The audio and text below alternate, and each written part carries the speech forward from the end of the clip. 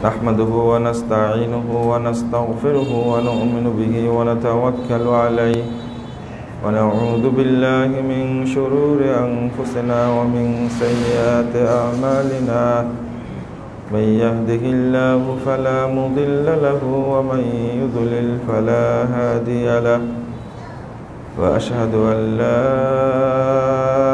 إله إلا الله وحده لا شريك له وأشهد أن محمدًا عبده ورسوله أما بعد فإن خير الحديث كتاب الله وخير الهدي هدي محمد صلى الله عليه وسلم وشر الأمور محدثاتها وكل محدثة بدعة وكل بدعة ضلالة وكل ضلالة في النار فقد قال الله تعالى في كلامه المجيد والفرقان الحميد أعوذ بالله من الشيطان الرجيم وأنفقوا مما رزقناكم من قبل أن يأتي أحدكم الموت فيقول رب لولا أخرتني إلى أجل قريب فأصدق وأكن من الصالحين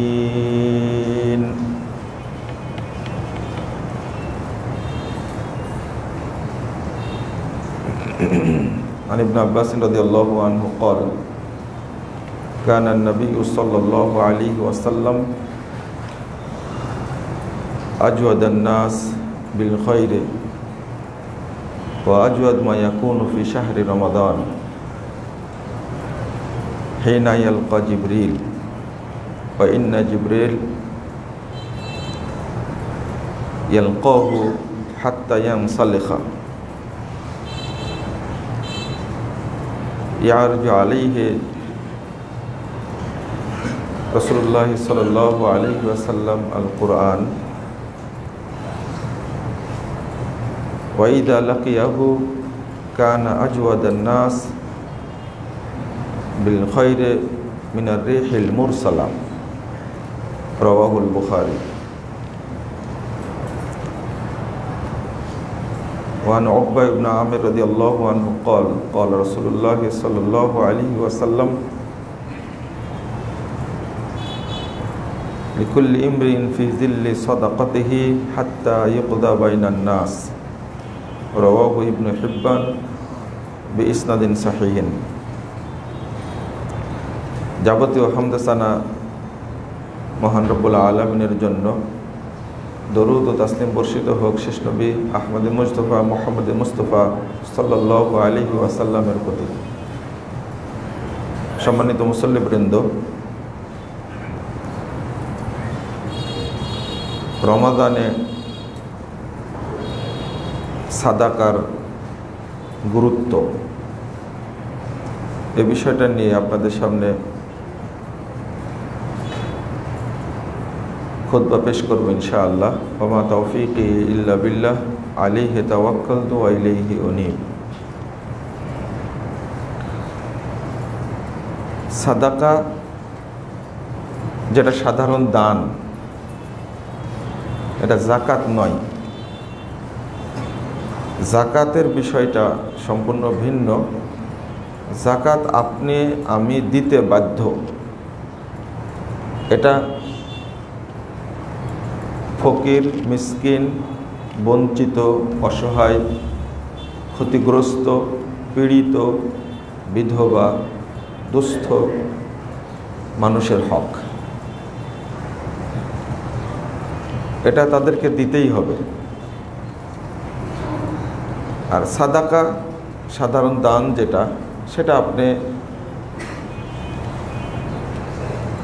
দান করবেন তো রব্বুল আলামিন আপনার উপরে খুবই সন্তুষ্ট হয়ে যাবেন। 2, আপনার বালা মুসিবতকে আল্লাহ দূর করে দিবেন। আপনার কষ্ট, সমস্যা, অসুস্থতা এইগুলোকে আল্লাহ দূর করে দিবেন।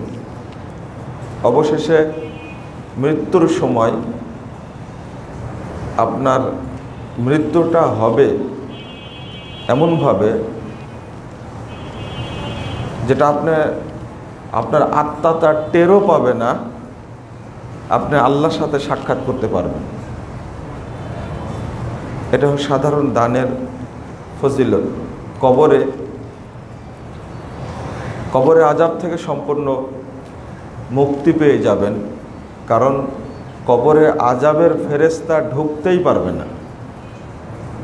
জাহান্নামের ফেরেশতা কবরে ঢুকতেই পারবে না যদি আপনার দান করা থাকে, সাদাকা যদি করা থাকে। কিয়ামতের মাঠে 50,000 বছরের মতো লম্বা দিনে আপনি ওই সাদাকার ছায়ার নিচেই অবস্থান করবেন।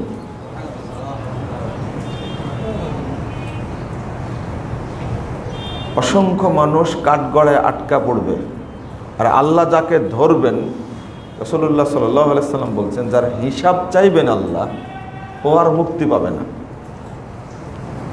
ওর মুক্তির কোনো সুযোগ নাই।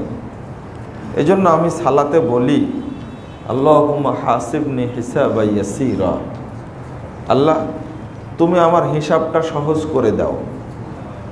তো মা আয়েশা রাদিয়াল্লাহু আনহা তিনি বলছেন যে আপনি বললেন যে হিসাব নেওয়া হবে না, তো এই দোয়া পড়ছেন কেন? হিসাবান ইয়াসীরা বলছে, আমি এর অর্থ হলো হিসাবান ইয়াসীরা মানে আল্লাহ তুমি হিসাব না নিয়ে আমাকে ছেড়ে দাও। আমরা যেটা বলি, কারণ যে ব্যক্তি মানে কি বলবো, আল্লাহ যারা হিসাব চাইবেন, পৃথিবীর কোনো বান্দা হিসাব দিয়ে ও জান্নাতে যেতে পারবে? কেউ পারবে না। ইউআযযিবু মান ইয়াশা ওয়া ইয়াগফিরু লিমান ইয়াশা, যাকে ইচ্ছা তাকে ক্ষমা করবেন, যাকে ইচ্ছা তাকে শাস্তি দেবেন। এটা আল্লাহর ইচ্ছাধীন। কেউ অহংকার করে বলতে পারবে না 300 মসজিদ তৈরি করেছি, 3000 মসজিদ তৈরি করেছি, জান্নাতে তো যাবই। এই অহংকারের কারণে আল্লাহকে জাহান্নামে দেবে। মাদ্রাসায় 50,000 টাকা দান করে আপনি গরম দেখাচ্ছেন যে আমিও তো টাকা দিয়েছি, ওই গরমটাই আপনাকে জাহান্নামে নিয়ে যাবে। কবুল করুক আল্লাহ, এই আশাটা ভিতরে না নিয়ে আপনি ধমকাচ্ছেন,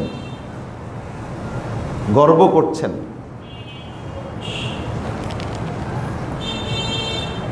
অনেক সৎ কাজ করতে গিয়ে বাড়াবাড়ি হওয়ার কারণে আল্লাহ রাব্বুল আলামিন অসন্তুষ্ট হয়ে যান। এরপরে কাঠগড়ায় আল্লাহ রাব্বুল আলামিন আপনাকে উপস্থাপনই করবেন না। কত সৌভাগ্য! ওই জায়গাতেই রাসূলুল্লাহ সাল্লাল্লাহু আলাইহি সাল্লাম বলেছেন, ইত্তাকুন নার ওয়ালাউ বিশিক্কি তামরাতিন,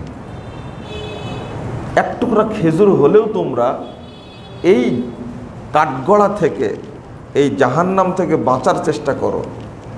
ওয়া ইল্লাম তাজিদ ফাবিকালিমাতিন তাইয়্যিবা, যদি এক টুকরা খেজুরও তোমার কাছে না থাকে, একটা ভালো কথা বলে সাদাকা করো। আপনি মানুষের সাথে ভালোভাবে কথা বলেন, এটাও সাদাকা।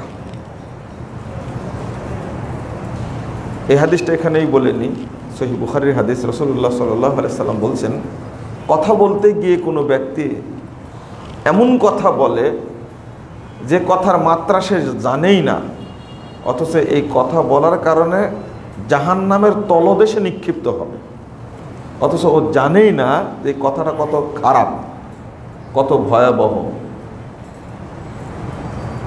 2 নম্বর, যে আবার কেউ এমন কথা বলছেন যে কথাগুলো আল্লাহর কাছে এত সুন্দর, ও জানেই না এর ফলাফল কি, এই কথার কারণেই আল্লাহ তাকে জান্নাত দান করবেন, অথচ জানে না। তাহলে চেষ্টা করতে হবে ভালো কথা বলা। আরেকটা হাদিস যেটা পরে আসবে আমি বলছি। তো এইগুলো হলো সাধারণ দানের ফজিলত, আশা করি বুঝতে পেরেছেন। অনেক পাপ করেছেন, পাপ থেকে বাঁচার জন্য আপনি কি করবেন, কোন কাজটা আগে করবেন? দেখেন, সমস্ত পাপ কাজের কাফফারা, পাপ কাজ থেকে মুক্তির জন্য প্রথমে আল্লাহ রাব্বুল আলামিন এবং রাসূল সাল্লাল্লাহু আলাইহি সাল্লাম বলেছেন সাদাকা করো। প্রত্যেকটা পাপ যেটা করে ফেলেছেন বড় পাপ, বাঁচার জন্য প্রথমেই বলেছেন আল্লাহ রাব্বুল আলামিন সাদাকা করো। কোনো বিধান ছুটে গেছে আপনার, করতে পারেননি, এর জন্য কি সাদাকা করো। এমনকি রমজান মাসেও আপনি চির রোগী, সিয়াম পালন করতে পারেন না, তো এই সিয়ামের বদলাটা কি? ফিদিয়া। ছোট্ট মাসালা বলি আপনাদেরকে, সবাই কান খাড়া করে ভালো করে শুনে রাখবেন। প্রচলিত কথা যেটা, যে ফিতরা দিতে হয় 2.5 কেজি চাউল, এই ফতোয়াটা ভুল। কিভাবে চালু হয়েছে আল্লাহ পাক ভালো জানে, হয়তো আমরাও বলেছি আগে। এটা প্রায় 3 কেজি। আপনি 3 কেজি হিসাব করবেন, 3 কেজি করলে আর কোনো ঝামেলা নাই না। এটা আমি দেখছি, আমি এটা তাহকিক করছি, করার পরেই বলছি। 2.5 কেজি কোন হিসাবে প্রচার করে দেওয়া হলো? কিছু কিছু ব্যক্তি আছে বাংলাদেশে, আহলে হাদিসদের মধ্যেও, ও মনে করে একটা কথা বলে দিলাম আর মানুষ তো খাচ্ছে, কিন্তু ওটা তাহকিক করে বলে না, তো যাচাই করে বলে না। আমি দেখতে গিয়ে একবারে সাহাবী তাবি যুগ পর্যন্ত গেছি। এমন বর্তমান যুগের শেখ বিন বাজ, শেখ আলবানি, তারপরে আব্দুর রহমান মুবারকপুর রাহিমাহুল্লাহ, এগুলো সবগুলো, শামসুল হক আজিমাবাদী, আউনুল মাবুদের লেখক, সংকলক, সবাই বলছেন যে প্রায় 3 কেজি। আর আমাদের একটা ধারণা দেওয়া হয়েছে যে 2.5 কেজি। এটা 3 কেজি হিসাব করবেন। আর ফিদিয়াটা হিসাব করবেন 1.5 কেজি। মনে থাকবে কথা, 1.25 কেজি না, কয় কেজি? 1.5 কেজি। মানে 2.5 কেজি হলে 1.25 কেজি হয় ফিদিয়া। 3 কেজি হলে ফিদিয়া কত কেজি হবে? 1.5 কেজি হবে। কথা মনে থাকবে? আপনাদের সমস্যা, 3 কেজি ফিতরা দিতে পারবেন না? ইনশাআল্লাহ পারা যাবে, ইনশাআল্লাহ। হাদিসটা আমল করা শুরু করেন, এই মাপটা 3 কেজি করবেন, আর ফিদিয়া 1.5 কেজি দেবেন। আপনার মা অসুস্থ, রোগী, সিয়াম রাখতে পারে না, তা আপনি ফিদিয়া দিবেন তার জন্য। সিয়ামের মতো এত বড় একটা ইবাদত আপনি করতে পারলেন না, সেইটা পূরণ করার জন্য সাদাকা। আমি বুঝাতে পেরেছি এবার কি, যে কথাটা বলছিলাম, আসল কথা এটা, যে এইটা পালন করতে পারছেন না, কিন্তু আল্লাহ রাব্বুল আলামিন যে ফিদিয়াতু তাআমুন মিসকিন, মিসকিনকে ফিদিয়া দাও, তাহলে যদি চির রোগী হয়। এখানে আরেকটা কথা বলে দিই, সেটা হলো দুগ্ধবতী, গর্ভবতী মহিলারা ফিদিয়া দিয়েই পার হয়ে যাচ্ছে না। ফিদিয়া ওই ব্যক্তির জন্য যে আর কখনো সিয়াম পালন করতে পারবে না, যে আর কখনো সিয়াম পালন করতে পারবে না, তার জন্য ফিদিয়া। যে পরবর্তীতে সিয়াম পালন করতে পারবে, অর্থাৎ পেটে বাচ্চা আছে, পারছে না, বাচ্চা হওয়ার পরে 2 মাস, 3 মাস, 4 মাস পরে পারবে, তখন সিয়াম পালন করতে হবে তাকে। দুগ্ধবতী, অর্থাৎ দুধ খাচ্ছে বাচ্চা, মা সিয়াম পালন করতে পারছে না। হ্যাঁ, রমজানে পালন করার দরকার নাই, শাওয়ালেও দরকার নাই, 3 মাস, 4 মাস পরে, 5 মাস, 6 মাস পরে হলেও তাকে সিয়াম পালন করতে হবে। তখন ফিদিয়া দিবে যখন দুগ্ধবতী, গর্ভবতী মা সিয়াম পালন করতে আসলে পারেই না। অনেকে আছে এরকম, অনেকে আছে জীবনটাই চলে যাবে, সিয়াম রাখতে গিয়ে দেখা যাচ্ছে যে খুব সমস্যা হচ্ছে, সে ফিদিয়া দিবে, সে দুগ্ধবতী হোক আর গর্ভবতী হোক বা অসুস্থ হোক, দিবে ফিদিয়া। আর একটা খুব জটিল কথা, আপনারা আজকে 2 বছর 3 বছর হলো সিয়াম পালন করছেন, সালাত আদায় করছেন, কিন্তু বিগত 20 বছর সিয়াম পালন করেননি। তখন দাপট ছিল, শরীরে শক্তি ছিল, ক্ষমতা ছিল, করেননি। এখন হুঁশ হয়েছে, এই বিগত 20 বছরের সিয়ামটা কিন্তু করা লাগবে আবার। এটা তওবা করলে মাফ হবে না। কথাটা আবারও শুনেন, বিগত 20 বছর 30 বছর সিয়াম পালন করেননি, বয়স যখন 50 হয়েছে তখন আপনি সিয়াম পালন করেন, এখন ওই 30 বছরের সিয়াম আপনাকে পালন করা লাগবে। ফিদিয়া দেওয়াও হবে না, সাদাকা দিয়েও হবে না, কারণ আপনি সুস্থ সবল সুঠামো দেহের অধিকারী ছিলেন। হ্যাঁ, সালাত পড়েননি, তওবা করেন, কবুল হবে। অনুরূপভাবে জাকাত দেননি গত 20 বছর যাবত, ওই পুরো 20 বছরের জাকাত আপনাকে দিতে হবে, নাহলে এটা ক্ষমা হবে না। আপনি এখন যত বড় হাজি হন, মুসল্লি হন, যত বড় দিনদার হন না কেন, 20 বছর জাকাত দেননি, ওই জাকাত আপনাকে দিতে হবে। হিসাব করে প্রত্যেক বছরের জাকাতটা আদায় করতে হবে আপনাকে। এখানে তওবা করেও লাভ নাই। যদি সক্ষমতা থাকে জাকাত দিবেন, সক্ষমতা না থাকলে তওবা করবেন, কিন্তু আপনি তো সক্ষম। বরং 20 বছর আগে যত টাকা ছিল, 20 বছর পরে এখন তার চেয়ে 1000 গুণ বেশি টাকার মালিক আপনি। এখন যদি টাকার জাকাত বের হয় আপনার 50 লাখ টাকা, 20 বছর আগে তো 1 লাখ টাকা বের হতো, ওই 1 লাখ টাকা দিতে হবে আপনাকে। জাকাত মাপ নাই। সিয়ামের ফতোয়াটা শুনলেন তো, এখানে সাদকা করেও মাপ হবে না, ফিদিয়া দিয়েও মাপ হবে না, তারপরে আপনার তওবা করেও মাপ হবে না, ওই সিয়াম পালন করতে হবে। আর একটা সস্তা ফতোয়া আছে, সস্তা ফতোয়াটা একটু ভালো করে দিয়ে আপনাদের কাছে যেন সুবিধা হয়। যারা শুধু রমাদান মাসে নামাজ পড়েন তারা মুসলমান না। যারা শুধু রমাদান মাসে নামাজ পড়েন তারা মুসলমান না। যদি বলি যে তারা কাফের, তো কথাটা খারাপ লাগে, কিন্তু ঘটনা এটাই, তারা মুসলিম না। যারা শুধু জুমার দিনে সালাত পড়ে তারা মুসলিম না, তারা মুসলিম না। মুসলিম ওই ব্যক্তি যে ব্যক্তি 5 ওয়াক্ত সালাত আদায় করে নিয়মিত, ওই ব্যক্তি মুসলিম। সূরা হিজর 9 নম্বর আয়াত, 99 নম্বর আয়াত, ওয়া'বুদ রাব্বাকা হাত্তা ইয়াতিয়াকাল ইয়াকিন। সাদাকার বক্তব্য দেবেন, কি বলা শুরু করলাম দেখেন। মুসলিম না, আপনি ইফতার করেন, ইফতার করান, তারাবি পড়েন, তাহাজ্জুদ পড়েন, শুধু রমাদান মাসে সালাত আদায় করেন, আপনি মুসলিম না। যদি কেউ ওকে মুসলিম বলে, কোনো আলেম যদি ওকে মুসলিম বলে, ও আলেম না, ও জালেম। সালাতের ফতোয়া এরকম না। 1 ওয়াক্ত সালাত আদায় যদি কেউ ছেড়ে দেয় করতে, তাকেই কাফের বলেছেন অনেক আলেম। আর আপনি 11 মাস সালাত পড়েন না, বাটপারি করার জায়গা পান না।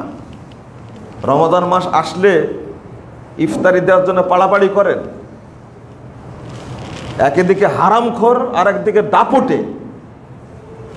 এই 5 ওয়াক্ত সালাতের মুসল্লিরা আপনার ইফতার না পেলেও চলতে পারবে, সারা বছর না খেয়ে থাকে, রমজান মাসে না খেয়ে থাকতে পারবে। আপনি দাপট দেখাবেন মানে দরকার না আপনার দাপটের, আপনি তো কাফের। আপনাকে মুসলিম বলে কে? 11 মাস নামাজ পড়েননি আপনি, রমজান মাসে এসে রোজা রেখে নামাজ পড়ে তাহাজ্জুদ পড়ে বড় একজন মুসলিম হয়ে গেল। আপনি কে বলেছে আপনাকে মুসলমান? রাসূল সাল্লাল্লাহু আলাইহি ওয়াসাল্লাম এক সাহাবীকে 98 পৃষ্ঠা নাসাই খুলুন, 1 ওয়াক্ত সালাত পড়েনি, 1 ওয়াক্ত। তাই বলছেন, মিহজানকে বলছেন, মামানা কাম তুসাল্লিয়া মা নাস আলাস্তা বিরাজুলিন মুসলিমিন। এই মিহজান, তুমি আমাদের সাথে সালাত পড়লে না কেন? তুমি কি মুসলিম ব্যক্তি না? 1 ওয়াক্ত সালাত পড়েনি, তাই বলছে তুমি কি মুসলিম না? তাহলে কি ও কি মুসলিম না হলে কি? কাফের। মিহজান রাদিয়াল্লাহু আনহু বলছেন, আল্লাহ রাসূল, আমি মনে করেছি আপনারা সালাত পড়ে নিয়েছেন, এই জন্য বাড়িতে সালাত পড়ে এসেছি। চিন্তা করেন, একজন সাহাবীকে আল্লাহ রাসূল বলছেন, তুমি আমাদের সাথে সালাত পড়লে নাকি? এক ওয়াক্ত, এই হাদিসের আলোকেই বলছেন, এক ওয়াক্ত সালাত যদি কেউ ছেড়ে দেয় সে আর মুসলিম থাকে না। 7 দিন পড়বেন না, শুধু জুমার দিনে আসবেন মাথা ঠুকুর দেওয়ার জন্য, দেখানোর জন্য, ও মুসলিম না। ও মুসলিম না। যে হাদিসগুলো পর্যালোচনা হলে এটাই বোঝা যায়। তো রমজান মুন্সি হওয়ার দরকার নাই, আপনার শুকুর মুন্সিরও হওয়ার দরকার নাই। আপনি যদি মুসলিম হন, মুসল্লি হন, পাকা মুসল্লি, 5 ওয়াক্ত সালাত ওয়াক্ত মোতাবেক আদায় করবেন। সহিহ মুসলিম 332 নম্বর হাদিসটা খুলুন। রাসূলুল্লাহ সাল্লাল্লাহু আলাইহি সাল্লাম বলছেন, মান সাররাহু আইয়ালকাল্লাহ গাদা মুসলিমা, কেউ যদি আনন্দিত হয় যে আগামী কালকে অর্থাৎ কিয়ামতের মাঠে আল্লাহর সাথে সাক্ষাৎ করব মুসলিম হিসাবে, ফালইউহাফিজ হাউলাই সালাওয়াতিল খামস হাইসু ইউনাদা বিহিন্না, সেজন্য 5 ওয়াক্ত সালাত আদায় করে যেখানে আজান হবে সেখানে যেন পড়ে নেয়। তাহলে আল্লাহর সাথে মুসলিম হয়ে সাক্ষাৎ করতে চাইলে আল্লাহ শর্ত করলেন কি কি? সালাত আদায় করতে হবে। এই ভাষাটাও ভুল, ভালো করে বলেন। হ্যাঁ, 5 ওয়াক্ত সালাত পড়ে যেতে হবে। আপনারা উত্তর দিলেন কি? একজন বললো এখান থেকে 5 ওয়াক্ত, সবাই উত্তর দিয়েছে যে নামাজ পড়তে হবে। ভাষাটা কি? 5 ওয়াক্ত সালাত পড়ে আল্লাহর কাছে হাজির হলে হবে একটু মুসলিম। সহিহ মুসলিমের হাদিস। আরো অনেক হাদিস আছে, আমি অতটুকু বলছি না। তবে যারা এই কাজ করেন দয়া করে ইমাম সাহেবের কাছে এসে আগে বাড়িতে গোসল করবেন খুব ভালো করে। গোসল করার পরে ইমাম সাহেবের কাছে এসে কালেমা শাহাদাত পড়ে আবার ইসলাম গ্রহণ করবেন, তারপরে সালাত শুরু করবেন। আর যদি কোনো ব্যক্তি বলে যে ও মুসলিম, ওই আলেমের সাথে আমার দেখা করাবেন। আমি এতদিন কড়া কথা বলছিলাম, তো অনেকে খুব কড়া মনে করত। এই কয়েকটা ফতোয়া মনে রাখবেন, জাকাতের ফতোয়া, সিয়ামের ফতোয়া আর সালাতের ফতোয়া, এটা মনে রেখে সালাত আদায় করবেন। নারী হোক আর পুরুষ হোক, যদি 11 মাস সালাত না পড়ে রমজান মাসে যদি রোজা করে, সিয়াম পালন করে, জাকাত দেয়, কোনো লাভ নেই, ও মুসলিম না। একবার সোজা কথা, একবারে এখানে কোনো রকমের আঁকাবাঁকা কথা নাই। 7 দিন পড়ে না, জুমার দিন পড়ে না, মুসলিম না। আমরা চলেন যে কথাগুলো বলছিলাম, সাদাকা। আল্লাহ রাব্বুল আলামিন সাদাকার মধ্যে এত পাওয়ার এবং শক্তি দান করেছেন। রব্বুল আলামিন এত শক্তি দিয়েছেন সাদাকার মধ্যে, যে শক্তির কারণে বান্দাকে আল্লাহ রাব্বুল আলামিন এই শক্তি দিয়ে যাবতীয় বিপদ আপদ থেকে আল্লাহ মুক্তি দান করতে চান, যে আমার বান্দা যেন নিষ্পাপ থাকে। আপনি আমি অনেক পাপ করেছি, কিন্তু এই পাপ থেকে বাঁচার অন্যতম পথ কি, শ্রেষ্ঠ পথ কি? প্রথমত বলি, শ্রেষ্ঠ ইবাদতটা কি? সব জায়গায় সাদাকার ভূমিকা বেশি, কিন্তু শ্রেষ্ঠ ইবাদতটা কি? হাদিসটা অনেকেই শুনেছেন হয়তো আমার বক্তব্যে, অনেকে শুনেননি, সেটা বলি। 1518 নম্বর হাদিস, মুস্তাদরাকে হাকিমের মধ্যে এসেছে। ওমর রাদিয়াল্লাহু আনহু তিনি বলছেন যে রাসূল সাল্লাল্লাহু আলাইহি ওয়াসাল্লাম আমার কাছে উল্লেখ করলেন, বললেন, ইন্নাল আমাল তাবাহা, আমলগুলো জমা হয় এক জায়গায়। আপনার অনেকগুলো আমল আছে না, সালাত আছে, সিয়াম আছে, হজ আছে, জাকাত আছে, সাদাকা আছে, সদাচরণ আছে। তো এই আমলগুলো সব এক জায়গায় হয়, হয়ে তাবাহা, আর গর্ব করে। সালাত বলে তোমাদের মধ্যে আমি শ্রেষ্ঠ, সিয়াম বলে না আমি শ্রেষ্ঠ, হজ বলে যে না আমি শ্রেষ্ঠ। যখন পরস্পরে বলতে থাকে, ফাকালাতিস সাদাকা আনা আফজালুকুম, না না না না, তোমাদের মধ্যে আমি সাদাকা সর্বশ্রেষ্ঠ ইবাদত। এই হাদিস প্রমাণ করে যে সাদাকা শ্রেষ্ঠ ইবাদত। আর এই হিসাব করতে গেলে সালাদটাও সাদাকা, সিয়ামটাও সাদাকা, হজটাও সাদাকা, উত্তম কথাটাও সাদাকা। রাসূল সাল্লাল্লাহু আলাইহি ওয়াসাল্লাম বললেন, কুল্লু মারুফিন সাদাকা, প্রত্যেকটা সৎ কাজই সাদাকা। তাহলে প্রত্যেকটা সৎ কাজ সাদাকা, তার মধ্যে শ্রেষ্ঠ কোনটা? দান। এটা বোঝা যায় স্পষ্ট। এই জন্য সব জায়গাতে সাদাকার ভূমিকাটা বেশি। আমরা জাকাত দেওয়ার ক্ষেত্রে খুব কৃপণতাও করি, সাদাকার ক্ষেত্রেও খুব কৃপণতা করি। জাকাত তো অনেকে দিতেই চান না। আমি একটা বক্তব্য দিয়েছি গত কয়েকদিন আগে জাকাতের উপরে, সে বক্তব্যটা আপনারা শুনে নেবেন, ওইটা আজকের বলছি না। সাদাকার ব্যাপারে আপনারা কখনো মনে করবেন না যে সাদাকার কারণে আমার সম্পদ কমে যায়। না, সাদাকার কারণে সম্পদ কমে না।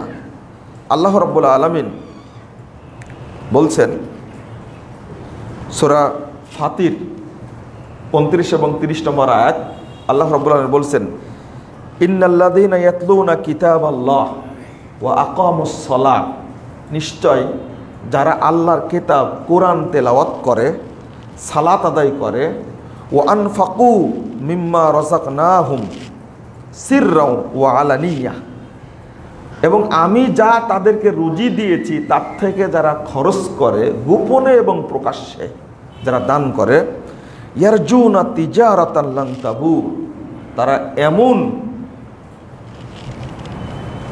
নেকি, এমন প্রতিদান আশা করে, তিজারাতান লান তাবুর, যে ব্যবসাতে, যে প্রতিদানে কখনো লোকসান হয় না। লাং তাবুর শব্দ আসছে, কখনোই লোকসান হয় না। এটা কার ভাষা? আল্লাহ। তাহলে একটা হলো কোরআন তেলাওয়াত, আর একটা হলো সালাত আদায়, আর একটা কি যতটুকু সম্ভব দান করা। যদি এইটা করে, আল্লাহ রাব্বুল আলামিন বলছেন তার কোনোদিন লস হবে না, কোনো দিনই হবে না, লাং তাবুর। তারপরে আল্লাহ আবার বলছেন, লিওয়াফিয়াহুম উজুরাহুম ওয়া ইয়াজিদাহুম মিন ফাদলি ইন্নাহু গফুরুন শাকুর। আল্লাহ বলছেন আল্লাহ তাদেরকে পূর্ণ নেকি দান করবেন, এক। 2 নম্বর, ওয়া ইয়াজিদাহুম মিন ফাদলি, তাদের সম্পদে আল্লাহর পক্ষ থেকে অনেক অনেক বরকত দান করবেন।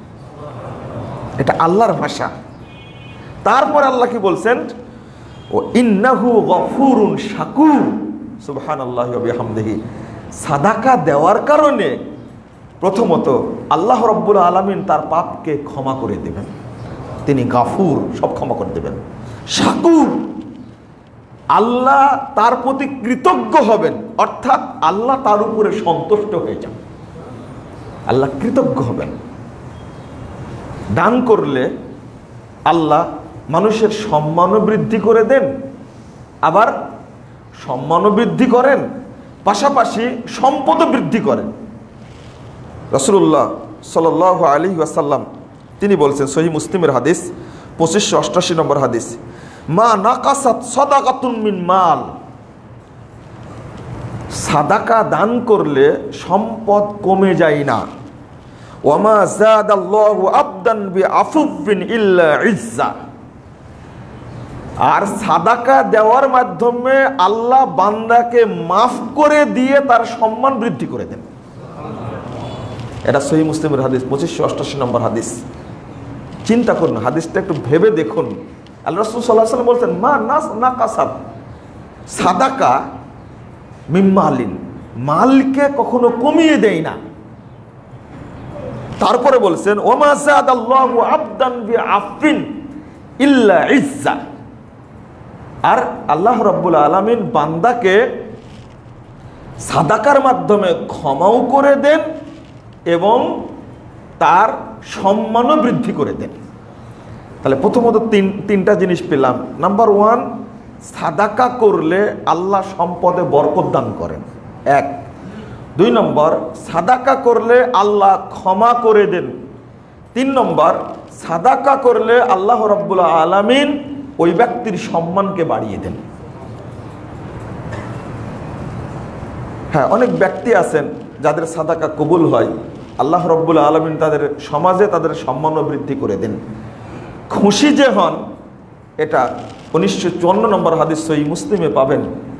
সাদাকা দিলে, আপ্যায়ন করলে, মানুষকে খেতে দিলে আল্লাহ রাব্বুল আলামিন এত খুশি হন যে আল্লাহ রাব্বুল আলামিন বান্দার জন্য হেসে ফেলেন। সুবহানাল্লাহ। আইয়াল্লাহ, ওই যে ওই সাহাবী সেই সাহাবী, সুবহানাল্লাহি ওয়া বিহামদিহি। আমরা কোটি কোটি টাকা ব্যাংকে রেখে মারা যাই, পরে মানুষ ভাগ করে নেয়। আর সাহাবা কেরাম কোটি কোটি টাকা সব আল্লাহর রাস্তায় দান করে দিয়ে নিঃস্ব হয়ে মারা যান। ওই হাদিসটা 1954 নম্বর হাদিস। ওই সাহাবীকে রাসূল সাল্লাল্লাহু আলাইহি সাল্লাম মেহমানকে খেতে দেবেন, বাড়িতে লোক পাঠালেন, যে সব স্ত্রী বলছেন যে মেহমানকে দেওয়ার মতো কোনো খাবার নাই। মা আয়েশা রাদিয়াল্লাহু আনহা বলছেন, একটা সপ্তাহ চলে গেছে কিন্তু 2টা খাবার ছাড়া আর কোনো খাবার আমাদের চলে না, চুলা জ্বলেনি, রান্না হয়নি, 1 সপ্তাহ চলে গেছে। আসওয়াদাইন, মাত্র খেজুর আর পানি খেয়ে একটা সপ্তাহ আমরা পার করেছি। এইরকম দরিদ্র লোক বাংলাদেশে নাই, পৃথিবীতেও নাই, যে 1 সপ্তাহ তার চুলা জ্বলে না। আপনারা বলেন না আমরা খুব দরিদ্র? না। মা আয়েশা রাদিয়াল্লাহু আনহা, সহিহ বুখারীর হাদিস, মা আয়েশা রাদিয়াল্লাহু আনহা বলছেন 1 সপ্তাহ চলে গেছে, চুলা জ্বলেনি, কত দরিদ্র ছিলেন। আল্লাহ রাসূল বললেন যে আমার বাসায় তো কিছু নাই, তোমরা কেউ আছো? এক সাহাবী বাড়িতে গেলেন, গিয়ে বললেন যে মেহমানের আপ্যায়নের কিছু আছে? বলছে আমারও নাই খাবার, তোমারও নাই, ওই বাচ্চাদের দেব, এতটুকু খাবার আছে। মেহমানকে আপ্যায়ন করার জন্য বললেন যে তুমি বাচ্চাদের ঘুমিয়ে দাও, তারা ঘুমিয়ে যাক, আর মেহমানকে নিয়ে আসছি, মেহমান যখন খাবার শুরু করবে তুমি বাতিটা ঠিক করে দিতে এসে বাতিটা তুমি নিভিয়ে দিবে, আমি খাওয়ার ভান করব, আর মেহমান যতটুকু আছে খেয়ে পেট পুরে খাবে। ইনি কে? এই সাহাবী কে? এই সাহাবী কে? আর এই মহিলাটাকে? তিনি হলেন আবু তালহা রাদিয়াল্লাহু আনহু, তার স্ত্রী উম্মে সুলাইম, এত সম্পদের অধিকারী। আয়াত নাজিল হয়ে গেছে, লান তানালুল বিররা হাত্তা তুনফিকু মিম্মা তুহিব্বুন।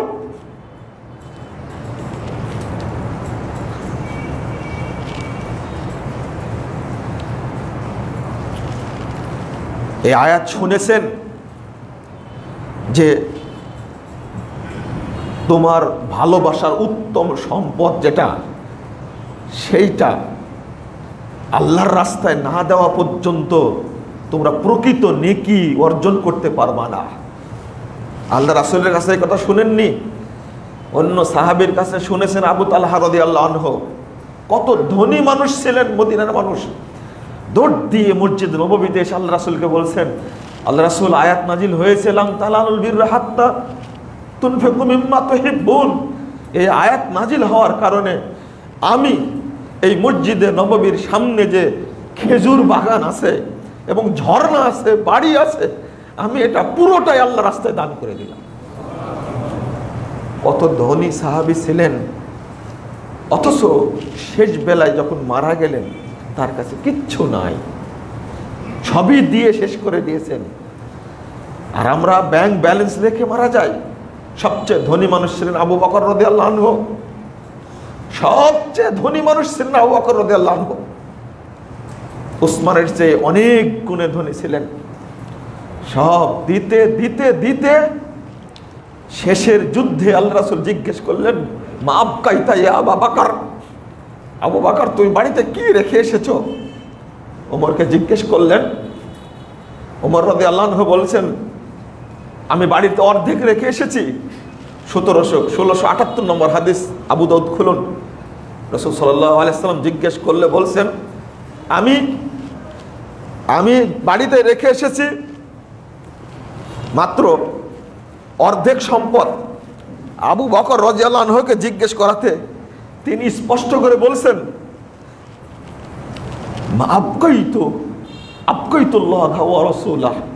আমি আমার বাড়িতে শুধু আল্লাহ এবং আল্লাহর রাসূলকে রেখে এসেছি, কিছুই রেখে আসি। যখন খলিফা নির্বাচিত হলেন, আবু বকরের মতো মানুষ, এত সম্ভ্রান্ত পরিবারের সম্পদশালী মানুষ যখন খলিফা নির্বাচিত হলেন, বাজারে গেছেন দুধ বিক্রি করতে। মুসলিম জাহানের খলিফা আবু বকরের মতো মানুষ, জান্নাতি মানুষ, নিজের পরিবার চালানোর জন্য বাজারে গেছেন। ওমর রাদিয়াল্লাহু আনহুর সাথে দেখে খেপে গেছেন, এটা হতে পারে না। মুসলিম বিশ্বের একজন খলিফা, জান্নাতি মানুষ, রাসূলের পরে যার অবস্থান, তিনি কখনো বাজারে যেতে পারেন না। তিনি আমাদের পরিচালনা করবেন, আবার এই বাজারে তিনি মানে বিক্রি করতে যাবেন নিজের রুজি রোজগারের জন্য, এটা হতে পারে না। আমরা রাষ্ট্রীয় কোষাগার থেকে খলিফার বেতনের ব্যবস্থা করব। তিনি দাবি করেননি। এত বড় ধনী মানুষ যখন মারা যাচ্ছেন তখন তার কিছুই নাই। আবু তালহা রাদিয়াল্লাহু আনহু কেমন সাহাবী চিন্তা করেন, উম্মে সুলাইমের স্ত্রী, কত সম্পদের অধিকারী। তিনি বলছেন, আল্লাহ রাসূল বললেন, না না তুমি সব দিও না, 3 ভাগের 1 ভাগ দাও। যে না, আমার আশা আমি সব দিয়ে দিব। যে না, ঠিক আছে, তুমি একটা কাজ করো, 3 ভাগের 2 ভাগ দাও, 1 ভাগ রাখো। না, আমার আশা আমি দিয়ে দিব। রাসূলুল্লাহ সাল্লাল্লাহু আলাইহি ওয়াসাল্লাম পরে বললেন, ঠিক আছে, তুমি তোমার আত্মীয় স্বজন গরিবদের মাঝে এটা বন্টন করে দাও। ওই সময়ে উত্তম খেজুরের বাগান আবু তালহারই ছিল, অথচ মেহমানকে খাবার দেওয়ার জন্য সেই খাবারটুকু তার বাসায় আর নাই। কত দরিদ্র হয়ে গেছেন। ওরই আলোকে মদিনাতে, এখন তো আপনারা নেটে দেখেন, আল রাজি ব্যাংকের প্রতিষ্ঠাতা, বিশ্বের সবচেয়ে বড় বাগানের মালিক তিনি। সেখানে প্রায় 4 লক্ষ না 6 লক্ষ খেজুরের গাছ আছে। সেখানে পুরো বাগানটা সাদকা করে দিয়েছেন আল্লাহর জন্য। এটা কি সম্ভব? ওই বাগানের খেজুরে সারা বছর হারামে, মসজিদে হারাম, মসজিদে নববীতে তিনি দান করেন, সকলেই খান। যারা সিয়াম রাখে না তাদেরকে দেয়। সোমবার, বৃহস্পতিবার দেওয়া হয়, 14, 13, 14, 15 চাঁদের মাসে দেওয়া হয়। এরপরে জিলহজ মাসে 10 দিন দেওয়া হয়। এরপরে সারা রমাদান মাসে যত খেজুর লাগে তিনি দান করে থাকেন সবগুলো। ওই বাগান থেকে সব আছে। যতগুলো ইসলামিক সেন্টার আছে, আল্লাহ তাকে এত সম্পদ দান করেছেন। সৌদি আরবের সমস্ত ইসলামিক সেন্টারের বেতন এবং পরিচালনার অর্থ সব ওই বাগানের মালিক দিয়ে থাকেন। আল্লাহ তাকে দিয়েছেন, খরচও করে থাকেন। সুবহানাল্লাহি ওয়া বিহামদিহি। হয়তোবা এই হাদিসটা তার মধ্যে আসর করেছে, এর চেয়ে বড় বাগান আমার নাই, আল্লাহর সন্তুষ্টির জন্য আমি সবগুলো দিয়ে দিলাম তার জন্য।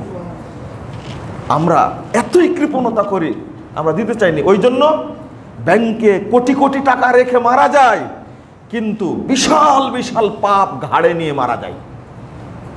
একদিকে টাকা পড়ে থাকে আর বিশাল বিশাল পাপ নিয়ে আমরা চলে যাই পৃথিবী থেকে, বিদায় নিয়ে চলে যাই। কত দরিদ্র অসহায় মানুষ খেতে পায় না। অসহায় মানুষ খেতে পাচ্ছে না যে অবস্থা, এটা দেখতেই পাচ্ছেন এখন। সবচেয়ে বড় কথা, কিছু ব্যক্তি আসেন, আমি এখানে কথাটা উল্লেখ না করে পারছি না। একজন ব্যক্তি আমাকে মেসেজ দিছে, হোয়াটসঅ্যাপে পাঠিয়ে, দেখে সাক্ষাৎকারটা শুনে আমার অন্তরটা একবার ডুকরে কেঁদে উঠেছে। প্রশাসনেও কিছু মানুষ আছে, কিছু পুলিশ আছে, এয়ারপোর্টে নামলে সাথে সাথে ব্যাগটা ধরে নিয়ে বলে যে সে কি একটু আপ্যায়ন করাই, একটু বসেন না। কত ভদ্র আচরণ অনেক অফিসারের মধ্যে আছে, দেখা মাত্রই অনেকে চেক করে, না আপনি চলে যান, সম্মানদারি, সম্মান জানাই। আর কিছু পশু আছে, এরা মানুষ না, পশু এরা। এজন্য দাদার গল্প, যে পরিবারে পুলিশ ছিল ওই পরিবারে কখনো আত্মীয়তা করো না, এই কথাটা আজকে বলে দিলাম। আমি সব পুলিশকে দোষারোপ করছি না, আমি আগেই বললাম অনেক বন্ধু আছে পুলিশ গোয়েন্দা আছে, তারা এত সম্মান দান করে আলেম ওলামাকে। একজন রিকশাওয়ালা প্রতিবন্ধী রুজির দায়ে রিকশা নিয়ে বের হয়েছে। বেটা তুমি কিসের পুলিশ? তোমাকে পুলিশও বলবো না, মানুষও বলবো না, তুমি জানোয়ারের কাতারেও নাই। একজন আল্লাহর বান্দা পেটের দায়ে বের হয়েছে, সে প্রতিবন্ধী, বাড়িতে বাচ্চাকে কি খাওয়াবে? এই কোন ধরনের পুলিশ? ভাড়া মেরে 150 টাকা পকেটে আছে আর 1200 টাকা জরিমানা করেছে। তারা রিক্সাটা নিয়ে রেখে দিছে, বুঝছে 2.5 ঘন্টা যাবত রিক্সাটা আমার নিয়ে রেখে দিছে, আটকায় রেখে দিছে। আমি বাড়িতে কি নিয়ে যাব? আমার সন্তানকে কি খাওয়াবো? এইরকম দৃশ্য বাংলাদেশে দেখতে হচ্ছে। ব্যবস্থাও নিচ্ছে। আমি বলবো প্রশাসনের ঊর্ধ্বতন কর্মকর্তা, বিশেষ করে প্রধানমন্ত্রীকে বলবো, এরকম অসৎ বেয়াদব মার্কা যদি কর্মকর্তা কেউ থাকে, ওকে বরখাস্ত নয়, বরং ওকে ধরে জেলখানায় পুরুন। ও মানবতার শত্রু, ও জনগণের শত্রু, ও দেশের শত্রু। এটা কিভাবে করতে পারে? ও একজন প্রতিবন্ধী মানুষের বুকের উপরে উঠে একজন পুলিশ কিভাবে শাস্তি দিতে পারে? যদিও তাকে চাকরি থেকে অবসরে দিয়ে দিয়েছে, আমি এই শাস্তি চাই না তার। আপনি দৃষ্টান্তমূলক শাস্তি দেন। কেন অসহায় দরিদ্র এই দুস্থ এতিম মানুষকে, কালকে একটা আর্টিকেল পড়েছি আমি, পড়ে ছোট্ট একটা বাচ্চার 11 বছরের বাচ্চার কথা পড়ে আসলে ডুকরে গেছি আমি, যে মানুষ এত অসহায়। লকডাউনের কারণে যারা অর্থশালী তারা টাকা পয়সা দিয়ে বাজার করে বন্দি করে রাখছে, আর যারা দিন আনে দিন খায়, ওই বাচ্চা ছেলেটা বলছে যে আমার তো কোনো রকম চলে, কিন্তু শহরের কুকুরগুলো কিছুই খেতে পায় না। তার চিন্তাটা কত নিচে চলে গেছে। আর এমন তো পরিস্থিতিতে একজন দায়িত্বশীলের কাজ হবে দরিদ্র মানুষকে, অসহায় মানুষকে, দুস্থ অসুস্থ পীড়িত মানুষকে সহযোগিতা করা। আর সেখানে সরকারি লেবাসধারী পুলিশ হয়ে তোমার ক্ষমতা তোমার হাতে আছে বলে একজন বান্দাকে তুমি কষ্ট দিবে, রমাজান মাসে, তাও আবার লকডাউনের মধ্যে। এটা কিভাবে একজন মানুষ বরদাস্ত করতে পারে? তোমাকে দায়িত্ব দেওয়া হয়েছে, গাড়ি ধরে তুমি আলেমকে অপমান করবে? এয়ারপোর্টে টুপি মাথায় আছে, দাড়ি মুখে আছে, পাঞ্জাবি আছে, তোমার হাতে ক্ষমতা আছে, তাই তুমি একবারে চেক করতে করতে করতে বিরক্ত করে মারবে। তুমি মানুষ না, জানোয়ার না, পশু। তুমি হয়তো জন্মগ্রহণ করেছো ইসলামী পরিবার, তোমার বাপ মা ভালো ছিল, কিন্তু তুমি নাস্তিকবাদী দর্শন গিলার কারণে, পাশ্চাত্যের টোপ গিলার কারণে আলেম ওলামার উপরে তুমি ঘৃণার চোখে দেখো, অত্যাচার করে থাকো। তুমি প্রশাসনের লোক হিসাবে তুমি মানুষ না, পশুর চেয়েও খারাপ। তুমি টুপি দেখলেই কি তোমার গায়ে আগুন ধরে? পাঞ্জাবি দেখলেই কি তোমার গায়ে আগুন ধরে? কত বড় বড় অফিসার আছে, আলহামদুলিল্লাহ, তারা সম্মান করে। আর তোমরা 2-4টা এই টিকটিকির মতো আলেমদের উপরে অত্যাচার করো। আমাকে এমন হেনস্থা করলো, শেষে আমি বললাম আমরা মানুষ, আমরাও তো জানি যে আপনি মানুষ। অন্যরা বলছে যে ইনি পরিচিত যাত্রী, আপনি এত হয়রানি করছেন কেন তাকে? এত বড় বেয়াদবের বেয়াদব। অন্য পুলিশগুলো বলছেন, কর্মকর্তারা বলছেন যিনি পরিচিত, উনি প্রায় যান, আপনি তাকে হয়রানি করেন না। এই যে বেয়াদবিটা আমার সঙ্গে করলো, প্রায় 20 মিনিট যাবত আমার সাথে বেয়াদবি করেছে। বলেন এরা কি? এগুলো তো নেটে আসে না, এইগুলো তো মানে আমরা প্রকাশ করতে চাই না। আমরা সন্ত্রাসী, টুপি মালাই কি সন্ত্রাসী, পাঞ্জাবি মানাই কি সন্ত্রাসী? আমরাও তো জেএমবির বিরুদ্ধে বলি, জঙ্গিবাদের বিরুদ্ধে বলি। আরে বেটা, তোমাদের কথা শুনে মানুষ জঙ্গিবাদ ছাড়ে না, আলেমদের কথা শুনে জঙ্গিরা তওবা করে থাকে। তোমরা জঙ্গিবাদের বিরুদ্ধে কি ভূমিকা রেখেছো? হয়তো 2-4 জনকে গুলি করে মারতে পেরেছো, কিন্তু আমাদের লেখনের কারণে, বক্তব্যের কারণে হাজারো তরুণ, লক্ষ আলেম এই জঙ্গিবাদের সুরসই থেকে ফিরে এসেছে। তুমি মনে করো না যে আমাদের অবদান নাই? আমরা কি বাংলাদেশের লোক না? তুমি হেনস্থা করবো মানে আল্লাহ তোমার উপরে গজব নাজিল করবে ইনশাআল্লাহ। মনে রাখো, পৃথিবীতে আলেমদের উপরে নির্যাতন করে কোন পৃথিবীর কোন ব্যক্তি টিকতে পারেনি, আল্লাহ গজব নাজিল ধ্বংস করে দিয়েছে ওকে। অতএব তুমি ভালো মানুষের বাচ্চা যদি হও, আলেমদের নির্যাতন করো না। তোমার হাতে ক্ষমতা আছে, গাড়িতে হয়রানি করবা তুমি।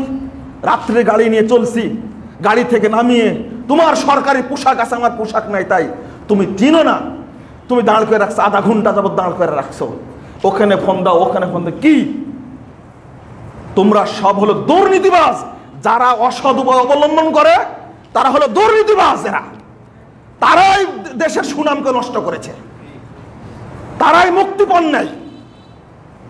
আমি বলবো সরকারকে, এই সমস্ত অসৎ কর্মকর্তা যারা আছে তাদেরকে ধরুন, শুধু চাকরির ক্ষেত্রে বরখাস্ত নয়, এই সমস্ত বদমাশকে অন্তত 5 বছরের জেল খাটানোকে, যারা বাংলাদেশের জন্য এই সমস্ত অসৎ কাজকে না করতে পারে। যারা প্রকৃত সন্ত্রাসী, প্রকৃত অপরাধী, যারা বড় বড় দুর্নীতিবাজ, এই সমস্ত বদমাশগুলি যারা সিঙ্গাপুরে টাকা পাঠায়, বাংলাদেশের দরিদ্র অর্থ চুরি করে সিঙ্গাপুরে পাঠায়, মালয়েশিয়া বাড়ি করে, কানাডায় বাড়ি করে, আমেরিকায় বাড়ি করে, লন্ডনে বাড়ি করে, ওই সমস্ত চোর চুট্টা ছাড়া পেয়ে যায়। আর আলেমদেরকে কি করে? বিভিন্ন চেকপোস্টে কি করে? হয়রানি করে। নাউজুবিল্লাহ, আস্তাগফিরুল্লাহ। আমি এই বর্তমান এয়ারপোর্টের এই ঘটনা শুনেই কথাগুলো বললাম। ভাইজান, টুপি দাঁড়ি নেয়া, পাঞ্জাবি পরে চলা যে কত কঠিন। এরই মধ্যে আলহামদুলিল্লাহ অনেক ভালো অফিসার আছে, আলহামদুলিল্লাহ, তাদের প্রতি আমরা কৃতজ্ঞ। দেখা হলে যেভাবে সম্মান দিয়ে থাকে, আশ্চর্য লাগে। বন্ধুরা আমার, এই লকডাউনের মধ্যে দেশের দরিদ্র মানুষদের প্রতি আপনারা বেশি বেশি সহযোগিতা করবেন। এর বিনিময়ে ইনশাআল্লাহ আল্লাহ আপনাকে, আমাকে পাপ মুক্ত করবেন ইনশাআল্লাহ। আল্লাহ আমাকে বিপদ মুক্ত করবেন ইনশাআল্লাহ। আল্লাহ আমাকে এর বিনিময়ে জান্নাত দান করবেন ইনশাআল্লাহ। বন্ধুরা আমার, এখানে আপনারা হাদিস জানেন, আমি এর আগেও বলেছি, রাসূল সাল্লাল্লাহু আলাইহি ওয়াসাল্লাম বলছেন, ইন্না সাদাকাতা লা তুতফিউদ দুনুব কামা ইউতফিউল মাউন নার। আপনি কত পাপ করেছেন, আপনি কত পাপ করেছেন যে ক্ষমা পাচ্ছেন না। আল্লাহ রাব্বুল আলামিন আপনার ক্ষমার ব্যবস্থা করেছেন। 614 নম্বর হাদিস, 614 নম্বর হাদিস সহিহ তিরমিজির মধ্যে এসেছে হাদিসটি, যে পাপ অর্থাৎ পাপকে সাদাকা অনুরূপভাবে নষ্ট করে দেয় যেভাবে পানি আগুনকে ধ্বংস করে দেয়। অর্থাৎ পাপ দুর্বল সাদাকার কাছে, যেমন আগুন দুর্বল কার কাছে? পানির কাছে। রাসূল সাল্লাল্লাহু আলাইহি ওয়াসাল্লাম বলছেন যে সাদাকাতুস সির তুতফিউ গাযাবার রব্ব।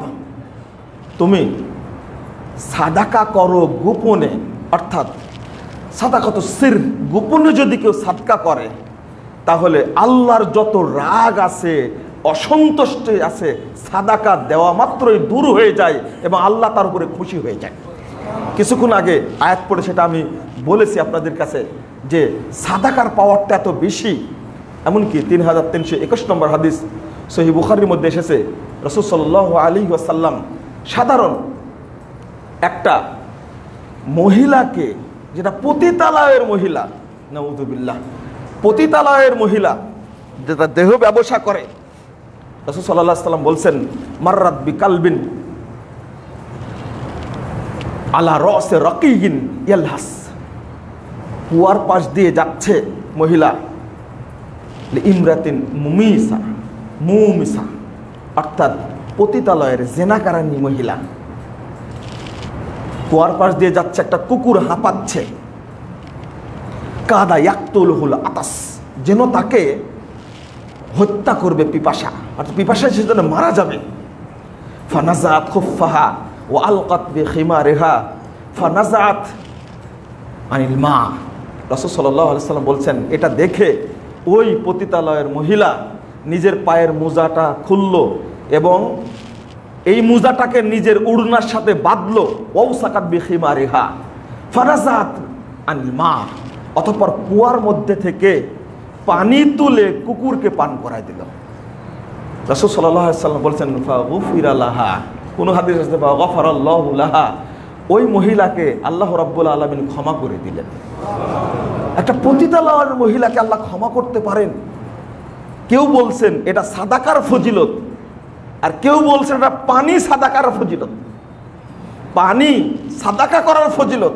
রাসূল সাল্লাল্লাহু আলাইহি ওয়াসাল্লাম বলছেন আফজালুস সাদাকা সাকিয়াউল মা, অর্থাৎ উত্তম সাদাকা হলো পানি সাদাকা করা, পানি দান করা। এই জন্যই উসমান রাদিয়াল্লাহু আনহুকে জান্নাতি বলা হয়। কেন? উসমান রাদিয়াল্লাহু আনহুর ফজিলতের অভাব নাই, তার মধ্যে অন্যতম একটা ফজিলত রাসূল সাল্লাল্লাহু আলাইহি ওয়াসাল্লাম বলছেন মান হাফারাহা ফালাহুল জান্নাহ, যে ব্যক্তি টার্গেট, সাহাবীরা টার্গেট করতেন যে আমি এর দ্বারা জান্নাত নেব, আপনারাও টার্গেট করেন যে এর দ্বারা আমি জান্নাত নেব, আপনারাও টার্গেট করেন, টার্গেটে থাকতেন সাহাবা কেরাম। কত হাদিস দ্বারা প্রমাণিত। মুহাম্মদুর রাসূলুল্লাহ সাল্লাল্লাহু আলাইহি ওয়াসাল্লাম বললেন এই রুমা কূপটা যে ক্রয় করে দিবে তার জন্য জান্নাত। ফাহাফারা উসমান, এটা সাথে সাথে ওসমান রাদিয়াল্লাহু আনহু বললেন আল্লাহ রাসূল এই কূপটা আমি কিনে এটা খনন করে দেব, তাহলে উসমান জান্নাতি। ওমান জাহাজা ফালাহুল জান্নাহ, যে ব্যক্তি যুদ্ধের সরঞ্জাম দিয়ে দেবে তার জন্য জান্নাত। উসমান রাদিয়াল্লাহু আনহু বললেন আল্লাহ রাসূল আমি 3 ভাগের 1 ভাগ সৈন্যের ব্যবস্থা করে দিলাম, মানে তিনি জান্নাতি মানুষ। ঠিক ওই ফজিলত কি তার জন্য শুধু? রাসূল সাল্লাল্লাহু আলাইহি ওয়াসাল্লাম বলছেন 450 নম্বর হাদিস সহিহ বুখারী, মান বানা লিল্লাহি মাসজিদান বানাল্লাহু লাহু বাইতান ফিল জান্নাহ, কেউ যদি আল্লাহর জন্য মসজিদ তৈরি করে আল্লাহ তাকে তার জন্য জান্নাতে একটি ঘর তৈরি করবেন। এই হাদিসটা শুধু সাহাবীদের জন্য? এটা শুধু তাবেঈদের জন্য? এটা শুধু তাবেঈদের জন্য না, সারা পৃথিবীর সকল মুসলিমের জন্য। এটা যেই মসজিদ তৈরি করে দিবে আল্লাহ তার জন্যই জান্নাতে ঘর তৈরি করবেন। 738 নম্বর হাদিস ইবনু মাজার মধ্যে এসেছে, রাসূল সাল্লাল্লাহু আলাইহি ওয়াসাল্লাম বলেন মান বানা লিল্লাহি মাসজিদান কামাফহাসে কতা, ছোট্ট মানে উঁচু, একটু উঁচু করার জন্য কেউ যদি মসজিদ তৈরি করে দেয়, মসজিদে দান করে, আল্লাহ তার জন্য জান্নাতে ঘর তৈরি করবেন। আল্লাহর মানে ভান্ডারে অভাব নাই, আল্লাহর ভান্ডারে অভাব নাই, আল্লাহর ভান্ডারে অনেক। তো আপনি যখন বিপদগ্রস্ত হবেন, একজন ভাই বাপকে আইসিইউতে ঢুকাবে, পরে স্বাক্ষর নিয়ে নিল যে করোনার রোগী যে লাইফ সাপোর্টে দেব, তখন বলছে যে না আমরা আব্বাকে লাইফ সাপোর্টে দিব না। সাদাকার যে বরকত, যে রোগীকে লাইফ সাপোর্টে দিবে, আশ্চর্য। আমি এর আগেও বলেছি যে ওই বন্ধু মসজিদে সাদাকা করলে একটা অংশ, বিশেষ একটা অংশ আল্লাহ রাব্বুল আলামিন তাকে লাইফ সাপোর্ট থেকে বাঁচিয়ে দিলেন। শুধু তাই না, আইসিইউ থেকে বাঁচিয়ে দিলেন। শুধু তাই না, পরে সাধারণ বেডে থেকে করোনা মুক্ত হয়ে নেগেটিভ হয়ে বাসায় চলে গেছে, আলহামদুলিল্লাহ। লাইফ সাপোর্টে ঢোকার পরে কেউ বেরিয়ে আসে? বাংলাদেশে মনে হয় 2 জন বেরিয়ে আসছে যতটুকু আমার জানা আছে। লাইফ সাপোর্টে ঢোকার পরে সাধারণ বেরিয়ে আসে না। কিন্তু সাদাকার কখনো কখনো আল্লাহ এমনভাবে কবুল করেন, পরে তার সাথে বাসায় গিয়ে আমি গল্প করে আসলাম যে আল্লাহ রাব্বুল আলামিন আপনাকে এক্সট্রা হায়াত দিয়েছেন, হয়তো তাই বেঁচে আছেন আলহামদুলিল্লাহ। কারণ আমি আইসিইউতে যে অবস্থায় দেখে আসছি, 2 হাতকে বেঁধে রাখছে, সাদাকা দেওয়ার মাত্রই ওই দিনই আল্লাহ সাথে সাথে ব্যবস্থা করে দিয়েছেন। এই জন্য সহিহ বুখারী হাদিস 1040 নম্বর হাদিসটা খুলবেন, যত বিপদ আসবে তাসাদ্দাকু, রাসূল সাল্লাল্লাহু আলাইহি ওয়াসাল্লাম বলছেন বড় বিপদ আসলে, যে কোনো বিপদ আসলেই তুমি সাদাকা করো, আল্লাহ তোমাকে বিপদ থেকে মুক্ত করে দেবেন ইনশাআল্লাহ। এই যে মৃত্যুর সময় মানুষ কষ্ট পায় না, যদি কারো সাদাকা করা থাকে ইনশাআল্লাহ ইনশাআল্লাহ ওই ব্যক্তির কখনো মৃত্যুর কষ্ট হবে না। কিন্তু আমরা সাদাকা করতে চাই না, মৃত্যুর সময় বলি রব্বিল আউলা আখারতানি ইলা আজালিন করিব। যখন মালাকুল মাউত ধরে এসে একবারে ধরে যখন টান দেয়, আত্মাটা ছিঁড়ে যখন চলে আসে, তখন বলে আল্লাহ একটু সময় দাও, আল্লাহ একটু সময় দাও, সাদাকা করি সাদাকা করি। আল্লাহ বলেন কি ওয়ালাই ইউআখিরুল্লাহু নাফসান ইযা যা আজালুহা, না না না, 1 সেকেন্ড তোমাকে আর সময় দেওয়া হবে না। বলুন তো, মরার সময় সালাত পড়তে চাই না, হজ করতে চাই না, সিয়াম পালন করতে চাই না, সাদাকা করতে চাই কেন? হাত্তা ইজা জা আহাদুহুমুল মাউত রব্বিরজিউন লাআল্লি আমালু সলিহা, যখন মৃত্যু আসে তখন বলে যে আল্লাহ আমাকে দুনিয়ায় একটু ফেরত দাও, আল্লাহ আমি সাদকা করে আসি, আমি সাদকা করে আসি। কেন বলে? কোরআনের আয়াত কেন বলে? সাদাকার যে পাওয়ার ও মৃত্যুর সময় বুঝতে পারে। আর সাদাকা যত শর্ট টাইমে করা যায়, অন্য কোনো ইবাদত এত শর্ট টাইমে করা যায় না। পট করে বলে দিলেন যে 2000 টাকা মসজিদে দিয়ে দিও, কয় সেকেন্ড লাগবে? এটা ওই দোকানটার ভাড়া মসজিদে দিয়ে দিও, কয় সেকেন্ড লাগবে? সালাত পড়তে হলে ওযু করে 2 রাকাত সালাত পড়তে হলে রুকু সেজদা লাগে, টাইম লাগে। সিয়াম পালন করতে হলে টাইম লাগে, সুবহ সাদেক থেকে সূর্যাস্ত পর্যন্ত। হজ করতে হলে 5 দিন টাইম লাগে অন্তত। কিন্তু সাদাকা করতে টাইম লাগে না। ওই জন্যই অনেক মানুষ মারা যাচ্ছে, নিজের পড়শি নিজের আত্মীয়কে পাচ্ছে না সাথে, কি কষ্টে মারা যাচ্ছে, অথচ ব্যাংকে আছে হাজার হাজার কোটি কোটি টাকার মালিক। একজন ডাক্তার লেখছে, একটা গ্রুপের চেয়ারম্যান মারা গেল, তো ডাক্তার নিজে আমাকে বলছে যে আমি ছিলাম বিদেশ থেকে এয়ার অ্যাম্বুলেন্সে করে প্রায় 17-18টা দেশ থেকে ডাক্তার নিয়ে আসা হয়েছিল তাকে বাঁচানোর জন্য। যে শেষ কথাটা ছিল, আমার যে কষ্টটা হচ্ছে, এই কষ্টটা যদি কেউ লাঘব করে দেয়, তা আমি যত অর্জন করেছি তাকে আমি সবই দিয়ে দিব। আল্লাহর কথার সাথে একবার মিলে গেছে একবারে।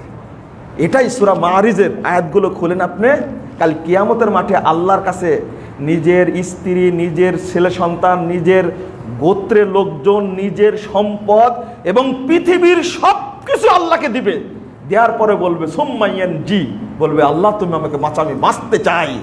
কিন্তু আল্লাহ বলছেন কাল্লা ইন্নাহা লাযা নাসাতাল লিশাওয়া, আল্লাহ তো কিয়ামতের মাঠে জাব্বার, আল্লাহ কিয়ামতের মাঠে জাব্বার। আজকে তিনি রহমান, তিনি রহিম, কিন্তু কাল কিয়ামতের মাঠে জাব্বার, তিনি বলবেন অসম্ভব। কাল্লা ইন্নাহা লাযা লাসাতাল লিশাওয়া, একবার ভাষাটা কি অসম্ভব। এটা হলো লেলিহান শিখা, অগ্নি শিখা, তোমাকে এখানে যেতেই হবে। তোমাকে ছিঁড়ে টুকরো টুকরো করে পুড়িয়ে তোমার চামড়া তুলে দিয়ে তোমাকে একেবারে ঝলসে দিবে। নাসাতাল লিশাওয়া, তুমি বাঁচতে পারবা না। দেখেন আল্লাহর কথার সাথে কত সুন্দর মিলে গেছে। মানে আপনি মনে করছেন যে দুজক অনেক পরে, আরে মৃত্যুটাই দুজক, মৃত্যুটাই জান্নাত। বুঝাতে পারলাম না হয়তো বা। মরার সময় কি বলে, যদি আপনার সৎ আমল থাকে আর দিয়ে থাকেন, যদি দিয়ে থাকেন তখন আল্লাহর পক্ষ থেকে সুসংবাদ। কি সুসংবাদ আসবে? কি সুসংবাদ? ইয়া আইয়াতুহান নাফসুল মুতমাইন্নাহ ইরজিই ইলা রাব্বিকি রাদিয়াতাম মারদিয়াহ ফাদখুলি ফি ইবাদি ওয়াদখুলি জান্নাতি। আল্লাহর পক্ষ থেকে সুসংবাদ, হে প্রশান্ত আত্মা, তুমি বেরিয়ে আসো, তোমার রবের দিকে ফিরে যাও। ফাদখুলি ফি ইবাদি, তুমি আমার বান্দাদের অন্তর্ভুক্ত হও। ওয়াদখুলি জান্নাতি, এবং তুমি আমার জান্নাতে প্রবেশ করো। এই দিকে আল্লাহ ডাকছে তাকে, আর পাপিষ্ঠ বলছে আল্লাহ দুনিয়াতে আবার ফেরত দাও। কত উল্টা! ও যাচ্ছে দ্রুত আল্লাহর কাছে যাওয়ার জন্য, আরে দ্রুত আবার দুনিয়াতে আসার চেষ্টা করতেছে সাদাকা না দেওয়ার কারণে। তাহলে কবরের অবস্থা কি হবে? দাউ দাউ করে কবরে আগুন জ্বলছে, বাপ মা মারা গেছে, আপনার স্ত্রী আপনার স্বামী মারা গেছে, আপনি জানেন না কি অবস্থা। আপনি সাদাকা করেন, ইন্না সাদাকাতা লা তুতফিউ আন আহলি হাররাল কুবুর, 788 নম্বর হাদিস। সাদাকা দেওয়া মাত্রই, বাল্ব অফ করার সময় সুইচ অফ করলে যেমন ভাবে বাল্ব সাথে সাথে নিভে যায়, কয় সেকেন্ড লাগে? এই বাল্বটা আমি যদি অফ করি কয় সেকেন্ড লাগবে? 1 সেকেন্ডও লাগবে না, না 1 সেকেন্ডও লাগবে না। রাসূল সাল্লাল্লাহু আলাইহি ওয়াসাল্লাম বলছেন সাদাকা দেওয়া মাত্রই কবরের আগুন ভপ করে নিভে যাবে, কবরের শাস্তি সাথে সাথে বন্ধ হয়ে যাবে। রাসূল সাল্লাল্লাহু আলাইহি ওয়াসাল্লাম বলছেন যখন মানুষ মারা যায় তখন ইউতার রাজুলু ফি কবরি, কবরে তখন পাঠানো হয় ফেরেশতাকে, আযাবের ফেরেশতাকে পাঠানো হয়, জাহান্নামের ফেরেশতাকে পাঠানো হয়। ফাইদা উতিয়া মিন কিবালের রিজলাই রাসিহি দাফাতুহু তিলাওয়াতুল কুরআন, যখন মাথার দিক থেকে ঢুকতে চায় আযাবের ফেরেশতা কুরআন তেলাওয়াত তাকে বিতাড়িত করে, প্রতিরোধ করে, যাও এখান থেকে, আমাকে তেলাওয়াত করেছে, আমি তাকে শাস্তি দিতে পারবো না, ঢুকতে দিতে পারবো না। ওয়াইদা উতিয়া মিন কিবালি ইয়াদাইহি, যখন সামনে দিক থেকে ঢুকতে চায় দাফাতুহু সাদাকা, সাদাকা তখন তাকে বাধা দান করে। ওয়াইদা উতিয়া মিন কিবালি রিজলাইহি, অবশেষে যখন পায়ের দিক থেকে ঢুকতে চায় দাফাহু মাশিয়ু ইলাল মাসাজিদ, ওই যে মসজিদে গেছে বারবার পদচিহ্ন, ওই পদচিহ্ন পাহারাদার হিসাবে ওই জায়গায় থাকে, তাকে প্রতিরোধ করে তাড়িয়ে দেয় যে না তুমি ঢুকতে পারবে না। ওয়াসব্রু হাজাজাহু, এবার ধৈর্য কি করে? ধৈর্য ওই আযাবের ফেরেশতাকে বন্দী করে রাখে, কিয়ামত পর্যন্ত ওই ফেরেশতা আর কবরে ঢুকতে পারবে না। এটা চিন্তা করা যায়, ভাবা যায় সাদাকার কত পাওয়ার। একবার সামনে ঢুকতে চাইলে সাদাকা বাধা দিবে। বন্ধুরা আমার, অনেক কথা বলতে গিয়ে সব কথাগুলো উল্লেখ করতে পারলাম না। সাদাকার উপরে আমার একটা বক্তব্য আসে, শুনে নেবেন আপনারা। বিশেষ করে মানুষকে খাওয়ানোর চেষ্টা করবেন। এখন টাইম এসেছে ইফতার খাওয়ানো, সাহারি খাওয়ানোর। আপনি বাসায় রান্না করে একটু ইফতারি খাওয়ান না, টাকা আছে, সব জায়গাতে খাওয়ানোর কথা এসেছে। দরিদ্র মানুষদেরকে খাওয়ানোর ব্যবস্থা করুন। আর রমাজানের ইবাদতের সাথে অন্য মাসের কোনো ইবাদতের তুলনা হয় না। এই জন্য 6 নম্বর হাদিস সহিহ বুখারীতে এসেছে, রাসূল সাল্লাল্লাহু আলাইহি ওয়াসাল্লাম সম্পর্কে ইবনে আব্বাস বলছেন আজওয়াদান নাস বিল খায়রে, রাসূল সাল্লাল্লাহু আলাইহি ওয়াসাল্লাম রমাজান মাসের সবচেয়ে বেশি দান করলেন। কার রিহিল মুরসালা, দান করতেন ঝড়ের বেগে, কিছু রাখতেন না। এই রমাজান মাস এসেছে, সুযোগ এসেছে আমাদের আপনাদের বেশি বেশি ইবাদত করার, বেশি বেশি সাদাকা করার। আল্লাহ যেন আমাদেরকে তৌফিক দান করেন, আল্লাহুম্মা আমিন। বন্ধুরা আমার, আমরা এখানে একটা ছোট্ট কথা বলবো আপনাদেরকে। সাদাকা, জাকাত বলেন, দান বলেন, অবশ্যই আপনারা কখনোই দয়া করে কোনোদিন কোনো বেদাতি ফ্যাক্টরিতে, শিরিকের ফ্যাক্টরিতে, মাজারে, খানকায়, বেদাতি মাদ্রাসা মসজিদে দিবেন না, দয়া করে আপনাদের বলবো। কখনোই না, কখনোই না। কারণ শিরিক বেদাতের কারণে বাংলাদেশে ইসলামের হক কথা বলাটা খুব কঠিন হয়ে যাচ্ছে। আপনি সেখানে দান করবেন কেন? আরে কত আহলে হাদিস মসজিদ আছে, ইতিমখানা আছে, সালাফি আকীদার মসজিদ আছে, যে মসজিদগুলো ভেঙে দিচ্ছে। বন্ধুরা আমার, আপনি বলেন যে ওই এতিম ছেলেকে দান করি, তাতে সমস্যা কি? আপনি জানেন এক জেলার মসজিদ যে তালা মারছে ওই এতিম ছিল, ওই এতিমখানা থেকে বড় হয়ে আহলে হাদিস মসজিদে তালা মারা শিখেছে, ওই হেফজখানাতেই পড়েছে, হাফেজ হয়ে মিলাদ পড়া শিখেছে ও। তাহলে আপনি বেদাতের গাছ তৈরি করছেন, তাহলে সেখান থেকে ফল দিবে, আর ওই ফল ইনশাল্লাহ আপনাকে জাহান্নামে নিয়ে যাবে।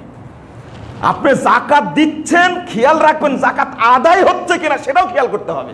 আমি মনে হয় বুঝাতে পারলাম না আপনাদেরকে। আপনি জাকাত দেন আলহামদুলিল্লাহ, কিন্তু আপনার খেয়াল রাখতে হবে জাকাতটা আদায় হচ্ছে কিনা। আপনি দান করেন, কিন্তু খেয়াল রাখেন দানটা সঠিক জায়গায় কাজে লাগছে কিনা। হুজুর সেজে, ব্যক্তি সেজে ফেসবুকে, ইউটিউবে টাকা চেয়ে, মসজিদের নামে, মাদ্রাসার নামে টাকা চেয়ে নিজে ব্যবসা করে খায় সবগুলো। এই জন্য ইমাম বুখারী অধ্যায় রচনা করেছেন, যে ব্যক্তির হাতে টাকা দিলে টাকা নষ্ট হবে, দান খায়রাত নষ্ট, জাকাত নষ্ট হবে, তার হাতে জাকাত দেওয়া যাবে না। আপনার আদায় হচ্ছে কিনা সেটাও লক্ষণীয়। অতএব আপনি খেয়াল রাখবেন, শিরিক বিদাতের রাস্তা নাই, দান করবেন না।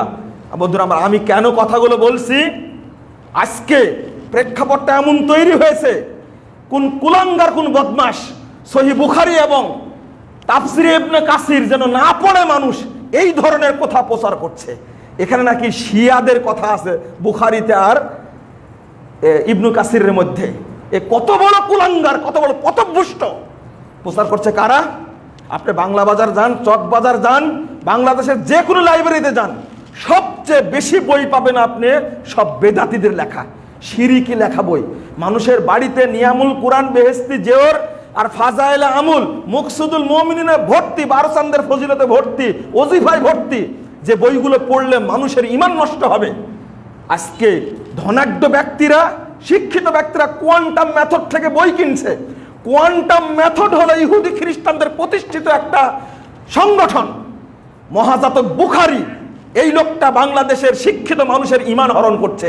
এটা হলো কোয়ান্টাম মেথড, শয়তানের ফাঁদ। এটা তার বই আপনি পড়ছেন কেন? আর এক বেয়াদব বই বের করেছে, রিসার্চ ফাউন্ডেশন, কোরআন রিসার্চ ফাউন্ডেশন বই বের করেছে। ওখানে লেখছে যে কোরআনই শুধু পড়তে হবে, হাদিস পড়া যাবে না। যে এই কথা বলবে যে হাদিস মানি না, কোরআন মানবো, এ মুসলিম না, এ কাফের।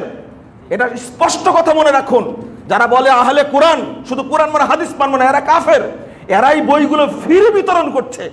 এবং যারা বলছে যে অনুবাদ না জেনে কোরআন পড়া বৃথা, কোরআন পড়ে কোনো নেকি নাই, এই ব্যক্তিকে তওবা করতে হবে। ইবনে বাজ বলছেন সাথে তওবা করতে হবে। আপনি রমজান মাসে এসেছেন, অর্থ বুঝার দরকার না, আপনি তেলাওয়াত করতে থাকেন, বেশি বেশি তেলাওয়াত করে বারবার কোরআন খতম করুন। আপনাকে ওই ধোঁকা যেন কেউ না দিতে পারে। কোরআন থেকে মানুষকে বিরত রাখার জন্য এই কৌশলগুলো তৈরি করছে। আর আপনারা বাংলা উচ্চারণ করা কোরআন পড়েন কে কে? হাত তুলেন তো দেখি, আছেন কে এখানে? বাংলা উচ্চারণ করা কোরআন পড়েন কে কে? না, বাংলা উচ্চারণ করা কোরআন পড়া হারাম, নেকি তো হবেই না, পাপ হবে। কোরআন কালামুল্লাহ, কোরআন কালামুল্লাহ, এটা উচ্চারণ করা যাবে না। বাংলা ভাষা, ইংরেজি ভাষা, কোনো ভাষাতেই উচ্চারণ করা যাবে না। আজকে ব্যবসা করছে দোকানদাররা। ওই জন্য বেদাতীদের কথা বলছি। বেদাতীরা ইসলামের শত্রু, আল্লাহর শত্রু, রাসূলের শত্রু, দেশের শত্রু তারা। অতএব তাদের হাতে আপনি অর্থ দিবেন হতে হয়। এই মাদ্রাসার মসজিদের সালাদটা চালু করতে পারেনি শুধু টাইলস না দেওয়ার কারণে। 1 বছর যাবৎ পড়ে আছে। জানি না কোন বান্দা সহযোগিতা করে। 20,000 স্কোয়ার ফিট মসজিদ, বড় মসজিদ, এজন্য সাহস পাই না। আপনারা একটু দোয়া করবেন, আল্লাহ রাব্বুল আলামিন যেন ব্যবস্থা করে দেন। আমিন ইয়া রাব্বুল আলামিন।